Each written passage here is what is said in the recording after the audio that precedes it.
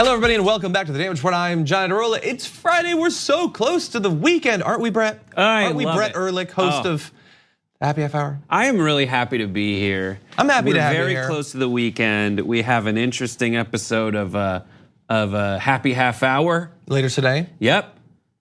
We cut out some jokes you might have been offended by. Okay, that's good. And you might still be offended by some of the jokes in there. So what do you talk about? Our guest is a writer.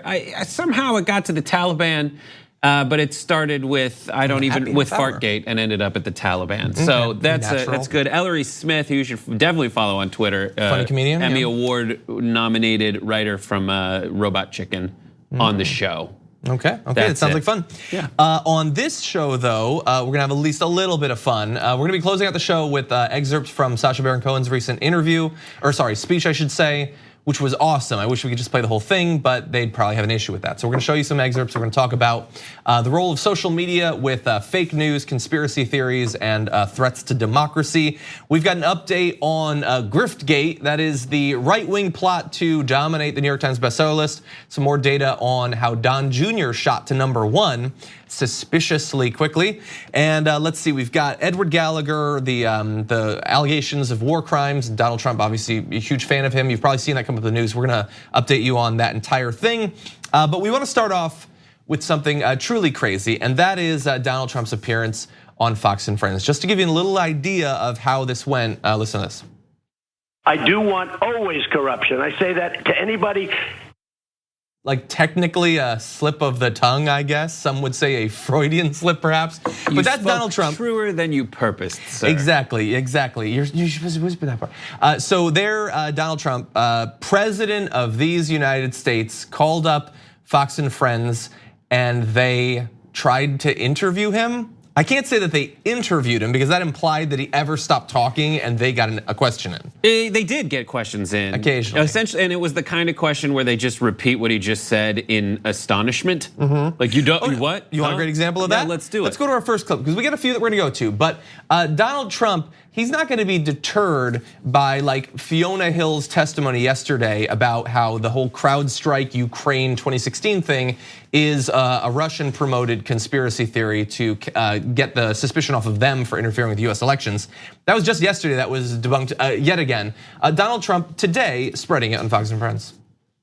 From the DNC, Democratic National Committee. Who has the server? Now, the FBI went in and they told him, get out of here, we're not giving it to you. They gave the server to CrowdStrike or whatever it's called, which is a company owned by a very wealthy Ukrainian. And I still wanted to see that server. You know, the FBI has never gotten that server. That's a big part of this whole thing. Why did they give it to a Ukrainian company? Are you sure they did that? Are you sure they gave it to Ukraine? Well, but the next words out of Trump are like, that's what I hear. That's the word. That's the word. That's the word. There's a lot of words on the internet. You should not trust most of them. Most of them are bad words. This is so horrible. Like that specifically is so horrible and a microcosm of what's been happening in media discourse under the Trump presidency. Like those are gestures. This was a 50-minute interview with Donald Trump, a 50-minute show, and never anywhere else has it been so apparent that Fox and Friends are the court jesters. Because Jester's job was to come before the king and put on a show just before the king, as he doesn't care if they live or die, as he toys with them to his heart's content, either laughing at them and rewarding them with praise, or not being satisfied with their performance and then like literally tarring and feathering them. I like the metaphor, and I think that there's something to that. But like the jester's supposed to be able to talk every once in a while. Like this is the jester. Like, are you sure you want? Don't pick that up. No, don't throw that through. Mr. President, seriously, don't eat that. That's not every food. Other day when he's not on the show is the jester's performance. That's true, yes. But this is that moment where the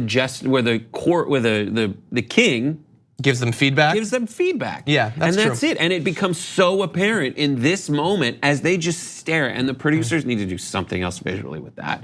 I can't. And I don't understand how people watching that at home don't see their beloved Fox and Friends faces just melting with sadness. Are you sure about that? And like occasionally, I want JR to make a mashup for the main show, but he'll be talking, like start talking and don't stop talking. You're so the today president. I've decided that my shoes were too tight. What happened was the tightness of the shoes. That's what they do. He keeps talking. They try to get a question because he's rambling off, and they try to get in, and they can't. And then they smile at the camera because they know this is pointless. We don't even need to be here. We should have just given him, sent him a webcam, and he could broadcast an hour to the Fox audience. But anyway, to the content of what he said there. He said the FBI came into the DNC and tried to get the server. And they said, "Get out of here, FBI," which is a thing you can legally do somehow. And they didn't give the server. All of that is nonsense, and it's so many steps of nonsense that it makes you just feel like a crazy person. CrowdStrike is not a Ukrainian company. It's a company based in California. That's what it is. There wasn't a server. There were 140 servers. Some of them physical servers, some of them digital servers. Information existing in the cloud, which is a concept that you're not going to get the president to understand. There was no one server to hand over. There were many servers which were imaged and all of the information was given to the FBI. The FBI, which by the way, along with 16 other intelligence services of the United States, all agree that Ukraine was not meddling in the 2016 election, it was Russia. But he is spreading this conspiracy theory, which can be, if you go back far enough, the origins are the Russian intelligence services themselves. He is continuing to spread an already many times debunked conspiracy theory in the midst of this impeachment inquiry. And that's his defense. And he isn't even spreading it right, which only serves the purpose of conspiracy theories at large, which is just this cloud of doubt.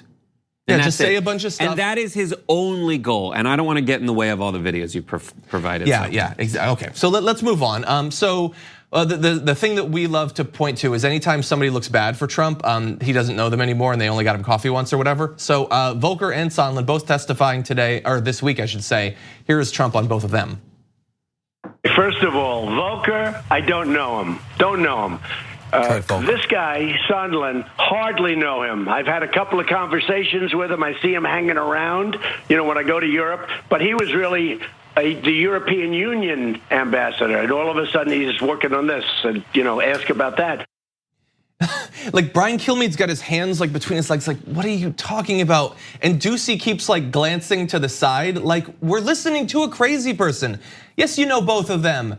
Of course you know both of them. You had so many conversations with Gordon Sondland. He gave you $1 million, and it's not just that it's a bad defense to say that you don't know these people working for you. It's that if that were true, which it's not, it would make you look incompetent. And he doesn't seem to get that you're apparently surrounding yourself with all these people that you've given a great deal of power and authority to, and you don't know who any of them are. So at no point have most voters really cared about the ins and outs of the diplomatic apparatus, right? And at the very least, we've had this base level of confidence that the people who are in charge of the diplomatic apparatus know anything about it. And the truth here is he knows nothing about it. No. And yes, at times our faith that they have honor and dignity and acumen is misplaced, misguided, and it gets us into trouble. We have gotten into wars for no good reason. But in this situation, you don't even have someone who cares about appearing like they give a crap about how international relations works at all. All he's looking to make points with is to echo the kind of like idle speculation people have around water coolers at work when they've already talked about sports for the day. Yeah, Exactly. Yeah, and so Gordon Sondland, the guy he doesn't know, when the whistleblower complaint comes out, he like in a rush calls him up and yells, "I don't want anything, I don't want quid pro quo." But you don't even know that guy. Why are you confiding with him? None of it makes sense. That quid pro quo thing, the thing that he read from is like, yeah, if someone just found out that you might have committed robbery and they call you and they're like, no robbery, thank you, bye. And then the New York Times prints, hey, this makes it hard to know exactly what was going on, because they pretend that we don't know when these things happened. But anyway, let's move on to another part. How petty is Donald Trump? Well, according to him, look at what was one of the things that influenced him wanting to get rid of Marie Yovanovitch. This ambassador that, everybody says is so wonderful, she wouldn't hang my picture in the embassy, okay? She's in charge of the embassy. She wouldn't hang it. It took like a year and a half or 2 years for her to get the picture up. She said bad things about me. She wouldn't defend me, and I have the right to change an ambassador. And Rudy didn't say good things, but he wasn't crazy about it. It wasn't like a major topic, but I have the right to change. This was an Obama person. Didn't want to hang my picture in the embassy. It's standard is you put the president of the United States picture in an embassy. This was not an angel, this woman, okay? There are a lot of things that she did that I didn't like, and we will talk about that at some time. Okay. But I just want to let you know, this was not a baby that we're dealing with. No, we are dealing with a baby on television right now. The picture, like Brian when people Kilmeade's say, like moving, like when people say the president can get rid of any ambassador for any reason, they're not talking about whether you'll put their picture on a wall. yes. No one's talking about. And also, she's an Obama person. Yeah, she was appointed to Ukraine by Obama, but before that, Bush put her in charge of Armenia. Like, she was in charge of what? Armenia and another country. Like, she was an ambassador under Republican presidents for multiple administrations. Yeah, she's not an angel. She's not a baby. She is a career diplomat. That's what she is. She's a grown up. You're a baby, and you're a baby. I'm sitting at a desk, and I have to yell at the president that you're a baby because you're clearly a baby.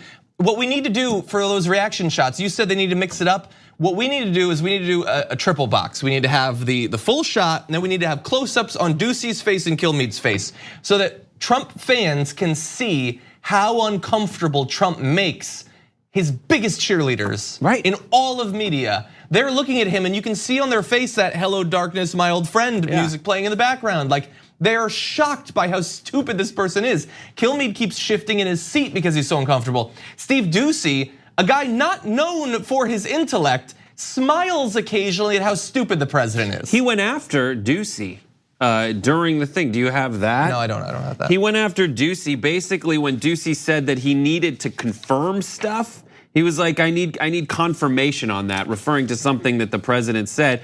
And he says essentially, you don't need verification. He says, I don't, on the whistleblower's name. Yeah. And Ducey's like, well, we don't have verification that is the whistleblower's name. And he goes after Ducey and says, oh yeah, I like that you said that, but you don't need verification. Exactly. This is the president of the United States. And usually they specialize in taking little sound bites from the president, little sound bites from other stuff, not the raw material, taking those turds and polishing the crap off of them, and then presenting them to their audience in a way that doesn't seem wildly embarrassing. But in this situation, you see what happens when they can. When the mic's open and the live feed is submarining your integrity, the question is, are the people watching it able to perceive the president as anything less than perfect? And I don't know. We got to go on for just another minute because there's a little bit more craziness here. Donald Trump brings up Adam Schiff. And I want you to watch this video and then we can speculate about what exactly he's implying here. Well, there's only one person I want more than Where's Hunter, and that is Adam Schiff. I want to put that guy with his way. What's your first question for Adam Schiff? I almost said something that might have been slightly controversial. Yes. I didn't just say I'm learning. See that, Steve? I'm learning. But after all these years, I finally learned. So they're awkwardly smiling. Best case scenario, he was joking about locking Adam Schiff up. It's either anti-Semitism or homophobia. Like, that's where I'm gravitating. Well, what's the homophobia? His way, like his way. I don't know. I didn't even see that. I mean, definitely the shifty Schiff. That's just an anti-Semitic thing. That's all that is. We're supposed to pretend that it's just a clever nickname he came up with. No, it's just anti-Semitism.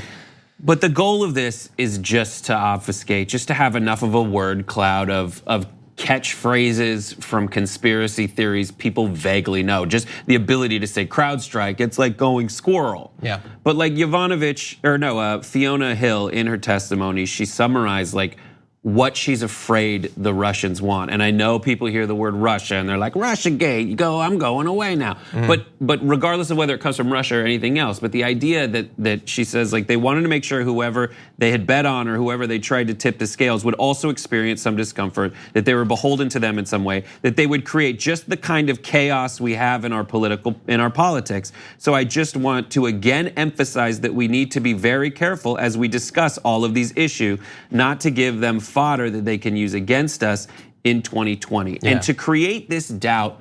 And what you see is all of the people that doubt, the people without integrity, that doubt has emboldened to gravitate toward that ambiguity. And that's why you see the Fox and Friends people who have no problem mortgaging their integrity. You see Jack It Off Jim Jordan mortgaging his integrity and coming before everyone on the stage and jacketing off all over the Constitution. Devin Nunes, who is currently... What do you have on Devin Nunes? Devin Nunes has sued a fictional cow on Twitter. For being mean to him. For being mean to him. Also, he's suing his mom on Twitter. And he has the lack of integrity to start every statement with, this is a huge waste of resources and a bastardization of the legal system.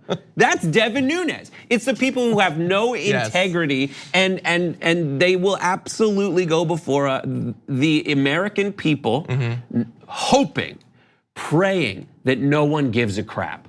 And you just need to give a crap. Yes, I agree with that last point at the very least. Jacket off Jim Jordan. Okay. He takes his jacket off is the joke. We'll see in a little bit.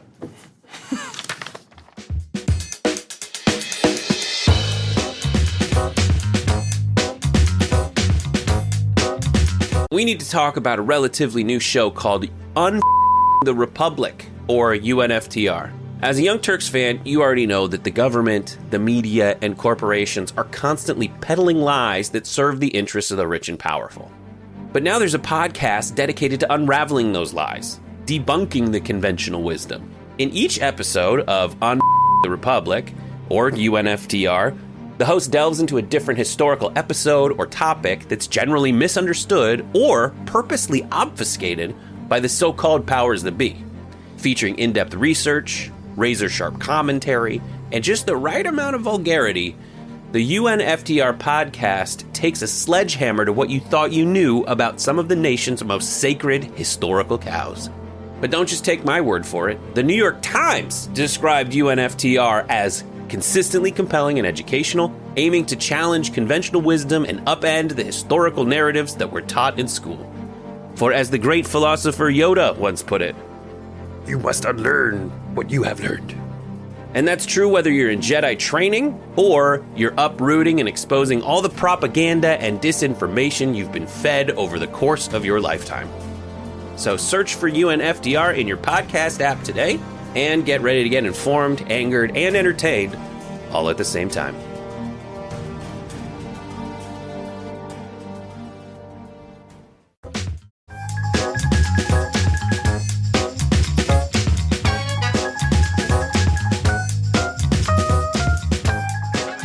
Joining us now, congressional candidate for Illinois' 11th district, Rachel Ventura. Welcome to the Damage Report. Thank you for having me on. Glad to have you here. So this is the first time we're talking, and as we like to with candidates who join us for the first time, we want to get to know them a little bit. You're going to be taking on the Democratic incumbent in this race. That's Bill Foster. He's been around since 2012. What is your background going into this race? So first, I'm a mother. I'm a single mom, and I've worked as an actuary. I have a background in mathematics, and I've worked as a naturalist. I have a background in biology as well. And I currently serve on the Will County Board. I am a progressive Democrat, and I ran a tough race for the people with no strings attached in my last campaign, and was not expecting to run for Congress this year. But I went to Bill Foster in February of this year with Our Revolution, and we asked him to support the Medicare for All bill. As a Democrat, we thought he would support it, so we were surprised when he turned it down, saying that ACA was the better option. And then in June, as a scientist, we thought he would be supporting the Green New Deal. Being a naturalist who fought to protect the longleaf pine forest, to me, this is a no-brainer. Gets us off of fossil fuels, but also is a $16 trillion job package that puts Americans back to to work. When he turned that down and said that he didn't think it was practical legislation, and then turned around and started supporting the Use It Act, which is a $50 million bailout for the fossil fuel industry using our taxpayer dollars, we knew that there was a problem. But then looking into his background, seeing some of the money he's taken from ExxonMobil, from $600,000 from insurance and big pharma, it's no wonder that he's not supporting the people on some of these important issues. And I jumped into the race. I think that's pretty awesome. And look, hypothetically, that's the way that this should work. I mean, if a primary is going to come about, it should come about because citizens tried to get their representative to do the right thing and clearly weren't going to. Now, you mentioned there a little bit of research into how some of his big donors might be influencing his positions on those issues. So as you're launching your bid against him, what is your strategy in terms of campaign finance? Yeah, so I am a supporter of Move to Amend. I think we need to have campaign finance reform and get money out of politics so that people can be elected by their representatives actually supporting the people. So I talked about my last race. I was outspent 3-1, and we walked 10,000 doors with my team and knocked on a lot of doors and talked to a lot of people. And in the end, people want to be listened to and heard. And we have a huge wealth gap in America right now. So whether it's fixing things in the county board or fixing things in Congress, a lot of it has to do with representing the people. So, I didn't take any big money in my last campaign. We're running on no cap corporate dollars and no dark money now, but we do have a very strong ground game and we will win this, but we do need to raise money to do so. I believe that if we can raise the money, we'll definitely win because of the ground game of knocking on doors. We've collected 5,000 signatures. We'll be filing in Springfield on Monday with that. We've got a huge team of volunteers, and it's people who are sick of the system and are ready to get rid of these politicians who are bought and paid for. So you mentioned earlier your support for Medicare for All and the Green New Deal. Outside of those two, which our audience is pretty familiar with, what would some of your other legislative priorities be were you to make it into the House? Yeah, we need to have criminal justice reform. I live in Joliet, and we are a prison town, and so there are a lot of ex-felons who live here. And unfortunately, we have corporations like Centerpoint and these staffing agencies, and now this new development coming in, North Point, that prey on people with low income, having the ability to not get a standard job because of their record previously. And we don't want to give people, a life sentence. So we need to have a way to seal the records once time is served so that people can get housing, they can get good paying jobs and be able to go back into our society. We also have a large Hispanic population here, and I would like to see immigration reform and a pathway. Looks like we're having some issues, unfortunately. Oh, well, the internet, it's a temperamental beast. So look, you learned quite a bit there about Rachel Ventura's platform and some of her background. We're gonna try in the near future to reconnect with her. There was a few other topics we wanted to talk about with her. But if you're interested in her candidacy, you could of course look for her both on social media and on her website. And Rachel, on the off chance that she's hearing this, thank you for joining us. We are gonna take a short break. When we come back, lots more news to get to.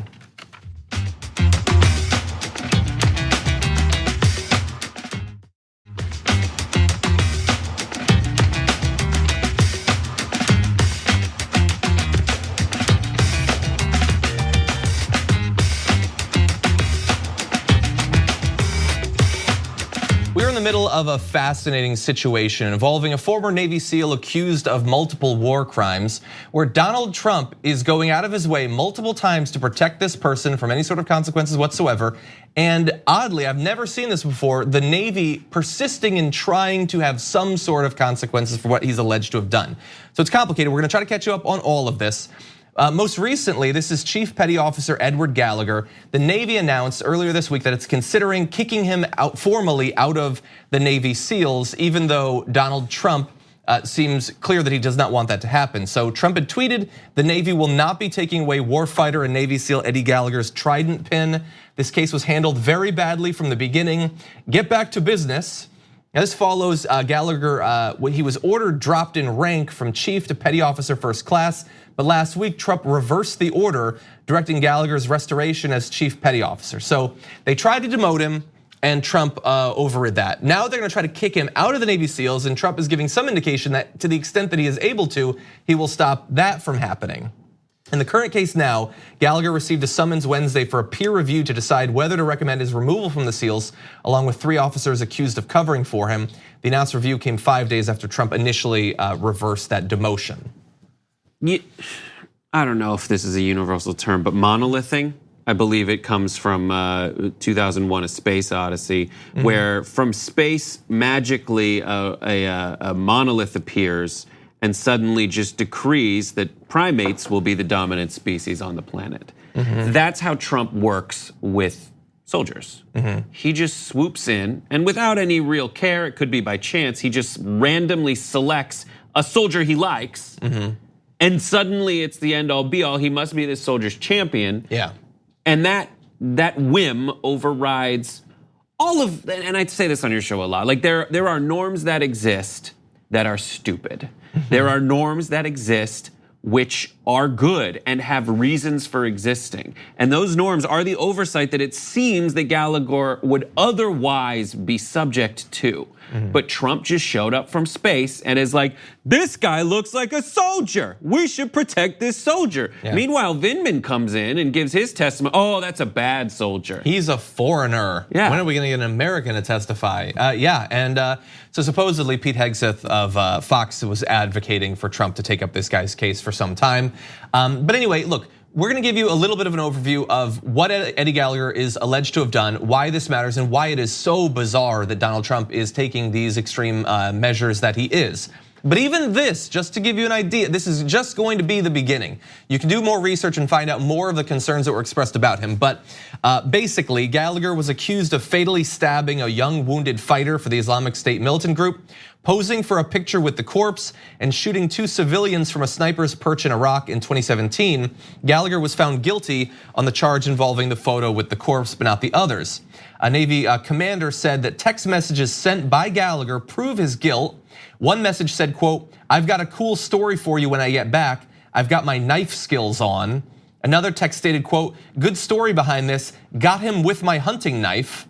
That Navy commander then showed a photo of Gallagher holding up the dead prisoner's head by the hair. So multiple witnesses testify that this Islamic State militant was injured, was being treated. Gallagher walked up to him and killed him with a knife, and then appeared to multiple times brag about it through text messages, and was not convicted for those things. But it wasn't just that case. There were apparently for months brewing concern, the soldiers that were serving with him, that this guy, there was something wrong with him and nobody was taking it seriously. So SEAL sniper Dalton Tolbert testified that he does not remember who started a group chat called the Sewing Circle, but the purpose of it was to connect with others who were disturbed by what they saw while deployed with Gallagher and decide how to handle it. And that sniper said, "I shot more warning shots to save civilians from Eddie than I ever did at ISIS. I see an issue with that." This is just, but with Trump, it's just proof that the facts don't matter, winning matters.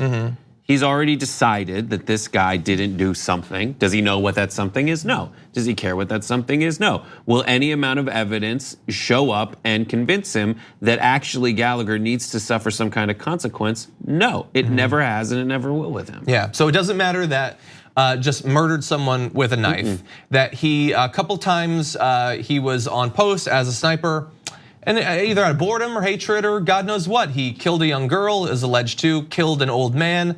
Apparently there were times when with either a machine gun or a rocket launcher, he would just fire it into areas that Iraqi civilians lived in.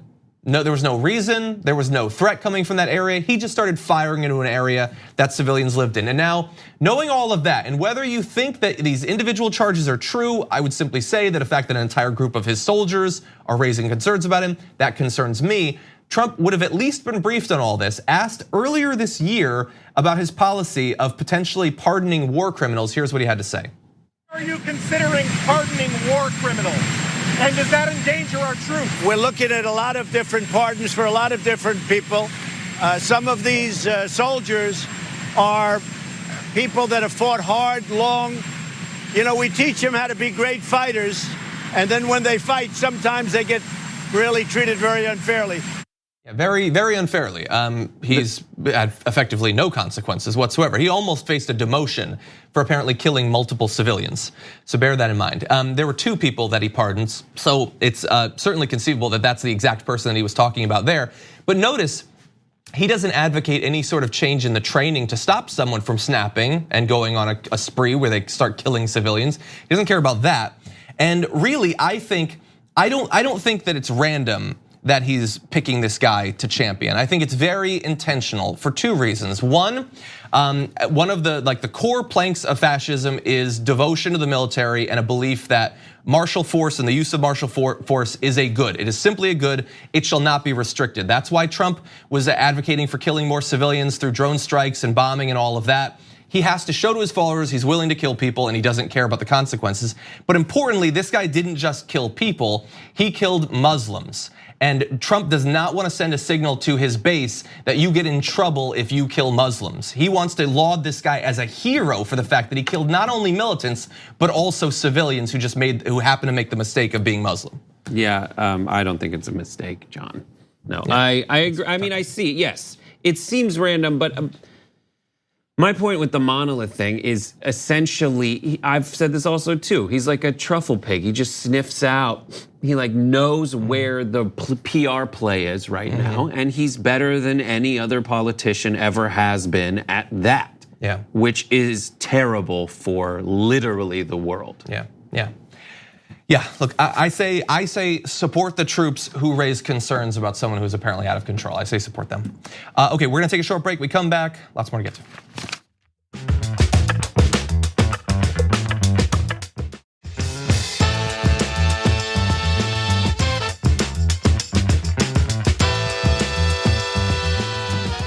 Last week, I revealed my research into how a number of right-wing writers have ended up as New York Times best-selling authors using bulk purchasing to make it seem as if there's a lot of individual unique interest in their books, boost them onto the bestseller list, and then they get to claim to be a best-selling author. Now, this was started because of Don Jr., who was very, like his father was talking about on Twitter, how good of an author he was. And you can go on the New York Times bestseller list and see that they mark it as having been the beneficiary of bulk purchases. So go watch that video, hundreds of thousands of you already have. There's a lot of research in there, but I assumed that when you say that there was bulk purchases, that a lot of different groups did a lot of purchasing, and over a bunch of them, it adds up.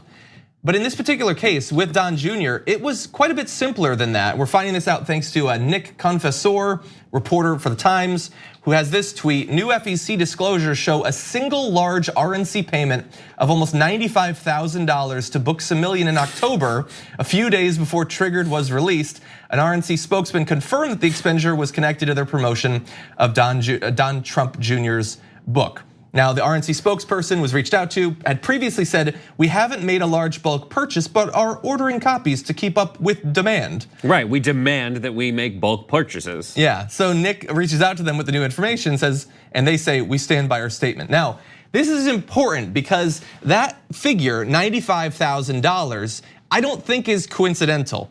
So Books A Million, which held a fundraiser at the beginning of the month for Triggered, is listing copies of the book for $23.09 online, which comes out to a little over 4,000 copies given the RNC's payment. Now, what is interesting about that is, when I was doing my research on how people get on, what it takes to get on the New York Times bestseller list, absent the bulk purchasing and everything, 5,000 copies is considered the threshold to get onto the list at all. 5,000 to 10,000 guarantees you a spot on the list. So this one bulk purchase almost did all the work necessary, not to get him to number one necessarily, but to get him on the list. I'm starting to think that Donald Trump's children are the benefit of his being involved in politics. They're beneficiaries, yeah. Where's Don Jr.? But it's like, John, this happens everywhere. This is the sad part about it. This happens with pretty much everything. And it's hilarious that it still happens with books. Like, books are like this thing that are supposed to legitimize you. Books are what get you on like CNN. Like if you have a wildly popular web series, or sometimes if you have like a following on Twitter, that's not enough. But magically, if you have a book coming out, the person who, funnily enough, is booking major TV shows goes, Okay, great, because I know how to do that. I know the email of the person who works at Simon & Schuster, and I know that they'll send me the right package so we can do that still of the book's cover and where to buy it. Yeah. And that's it, and that legitimizes. And we are having an author on. And not just, so that's with like books legitimizing people, but like on the right, there is so much money that gets invested into boosting the profile and reach of all of these right-wing media outlets too. So if you see Prager University, like they spend so much money Hundreds propping of thousands up, of dollars. like 80,000. I forget. I saw something. Don't hold me to it, but it's like the tens of thousands of dollars a month on Facebook advertising, in right? paid advertising. So you wonder, oh my gosh, is the right wing that far ahead in terms of at the beginning? Are they that far ahead in terms of an audience? No, they paid for it. Yeah. But when people look at the view count underneath, now they seem to say that like, oh my God, that's legitimate. That has 150,000 views. So I can add to that. I can watch that. It is real. This goes all the way. I mean, I remember I had a job with Yahoo back in 2004 or 6. And we had automatic placement on Yahoo's mail list, like if you had Yahoo Mail. So instantly our views had 1.8 million views. Did anyone ever opt into that? And back in 2006, that was like leaps and bounds ahead of literally everybody else. Like pre-YouTube. Did anyone voluntarily share or watch that? No. Maybe some did, but you could sell ads against that now because we have some kind of massive reach and distribution. Yeah. And look, I think this is way worse than the advertising. I mean, people are going to advertise. I think it's on us to point out that these right-wing the personalities, people just pretend that it's this organic thing. No, it's billionaires who are buying ads. It's perfectly legal. It happens on TV. They buy ads for shows and stuff. I get that. But it's not an organic thing, and let's just bear in mind that the left doesn't have that. There's nobody buying hundreds of thousands of dollars of ads for us. That's never gonna happen. This is even worse. This is just pretend. This is buying views. Right. Not promoting it so that people will then view it. This is just pretending that people viewed it. Like maybe some of those people did want the books. Maybe it sold some copies, but those 4,000, that's not the same thing as 4,000 people walking into Barnes & Noble or Half Price Books or Borders or Books A Million or whatever. It's just not true. And for other authors like Ben Shapiro, look, I haven't looked at his previous books. Maybe some of them people wanted. But his last book that came out, the only times it appeared on the New York Times bestseller list were weeks when it had bulk purchasing. So we can't say with any guarantee that anyone genuinely wanted to read that book. And yet, he'll get on to Bill Maher. Maybe he'll get on to the Daily Show because they book people. Like I have billions of views across multiple channels that I've been on. That counts for absolutely nothing. I'm never getting on the Daily Show. Bill Maher doesn't care.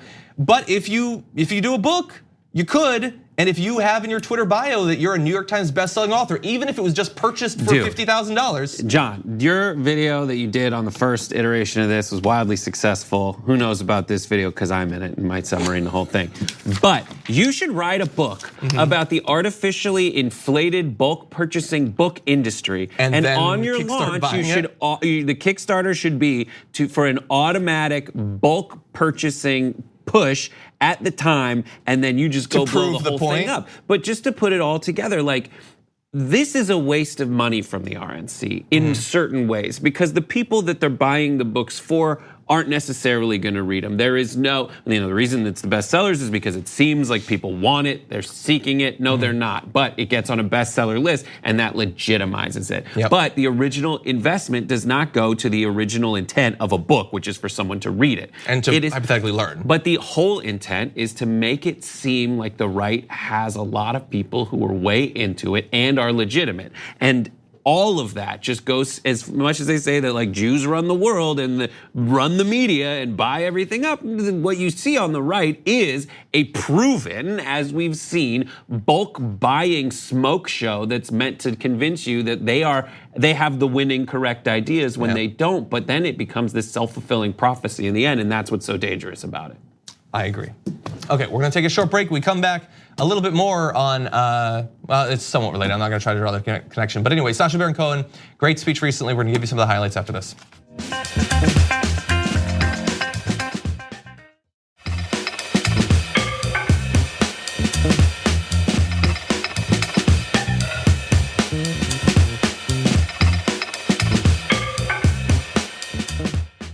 Sacha Baron Cohen just received an International Leadership Award at the Anti-Defamation League and gave an amazing speech where he highlighted the corrosive effect that social media has in amplifying lies, fake news, and conspiracy theories. I want to show you a couple little bits from the speech, which you should definitely watch in its entirety. Here he is on sort of laying out the threats. Today, around the world, demagogues appeal to our worst instincts. Conspiracy theories, once confined to the fringe, are going mainstream. It's as if the age of reason, the era of evidential argument is ending, and now knowledge is increasingly delegitimized and scientific consensus is dismissed. Democracy, which depends on shared truths, is in retreat, and autocracy, which depends on shared lies, is on the march. Hate crimes are surging, as are murderous attacks on religious and ethnic minorities. Now, what do all these dangerous trends have in common? I'm just a comedian and an actor, I'm not a scholar, but one thing is pretty clear to me.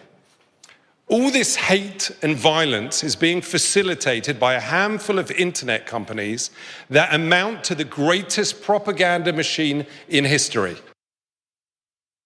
He specifically lays out the Silicon Six. 6 really powerful people that influence what billions of people see. I know that he does political work, and you can't watch, Who is America without knowing that he obviously understands quite a bit about what's going on in our politics. But I was pretty shocked by that speech. It showed a great understanding of the threat, both inside of the US and internationally, that we're facing from social media and how it's been co-opted by some of the worst people operating. Right, and he also speaks to like the algorithms that promote stuff, and it's stuff that is, whether you've thought about it or not, you may have felt it, and you may have played into it over time, and it might have played you over time, which is, he says it's easier to spread lies than it is to spread truths. It only surfaces stuff that gets engagements, and things that get engagements are things that you wildly disagree with or that are blatantly wrong, and what idiot could potentially ever agree with them? And those are the things that get surfaced. That in itself warps our discourse away from the things people would normally talk about, which are just like things that they mildly might agree on. Like most discourse was small talk, like, yeah, it is raining outside. Yeah, the sun came up this morning and it was cold. Like that kind of stuff that we all can touch base on. There is no touching base anymore. It's catering to base. And that's what's so terrifying, is that the people in charge of those feeds are essentially looking to make as much money as they can off it, so that they play to the catering to the base aspect more than what they even say when you ask them, and when they've made course corrections in the past, which is it's just about connecting with family, especially with Facebook. Yeah, on the engagement, he says at one point, they rely on generating engagement, and nothing generates more engagement than lies, fears, and outrage. He says they care more about boosting their share price than protecting democracy, unaccountable to any government, and they are living above the law. So he gets in, we're gonna show you a little bit more of the video in just a second, but understand that if you watch the full speech, which you should, it's 24 minutes long, he talks specifically about Mark Zuckerberg, and he goes through multiple arguments that Mark Zuckerberg has made to evade accountability or reform for Facebook as a great example of the Silicon Six. And he dismantles every one of Mark Zuckerberg's arguments, one after the other. It's just really fascinating. And I wanna go on just a little bit more to the effect of social media in spreading propaganda. Here's what he had to say. Facebook, YouTube, and Google, Twitter, and others, they reach billions of people. The algorithms these platforms depend on deliberately amplify the type of content that keeps users engaged. Stories that appeal to our baser instincts and that trigger outrage and fear. It's why YouTube recommended videos by the conspiracist Alex Jones billions of times. It's why fake news outperforms real news, because studies show that lies spread faster than truth. And it's no surprise that the greatest propaganda machine in history has spread the oldest conspiracy theory in history, the lie that Jews are somehow dangerous. He goes very in depth into how anti-Semitism has been spread through all of this, and he talks about how Facebook and other places have had to deal with the fact that like Holocaust denial is spread on their platforms, and he says that sometimes the executives say, well, it's just people who disagree about what happened, But Sacha Baron Cohen has a great line. He says, "Those who deny the Holocaust aim to encourage another one." It's never just about a difference of opinion. It's about laying the groundwork for real life action. He also quotes Voltaire, who said, "Those who can make you believe absurdities can make you commit atrocities," which is absolutely true. And that's something that this works to do over time. He says that stuff on Facebook is promoted as news, and Breitbart looks like the New York Times, and it's hard to tell the difference between them. But it is wildly frustrating. And he also basically says that and this is the core tenet of progressivism, which is we need ground rules for this. We just need ground rules. The same way that the Industrial Revolution, we started needing safety standard. We needed safety standards and work labor standards. We need standards for these people who are the publishers and purveyors of all this misinformation. Yeah, we needed the jungle to get people to realize that these companies are not going to regulate themselves, and you're accidentally eating fingers. Well, maybe when you're on social media, you're accidentally eating bits of rats. Maybe. Thank you, John. It's a complicated metaphor. I'm going to work on it. But anyway, Happy Thanksgiving. Take a look at the entire speech. It's really good. Thank you, Brett, for joining me. As always, we'll see you tomorrow, Monday morning.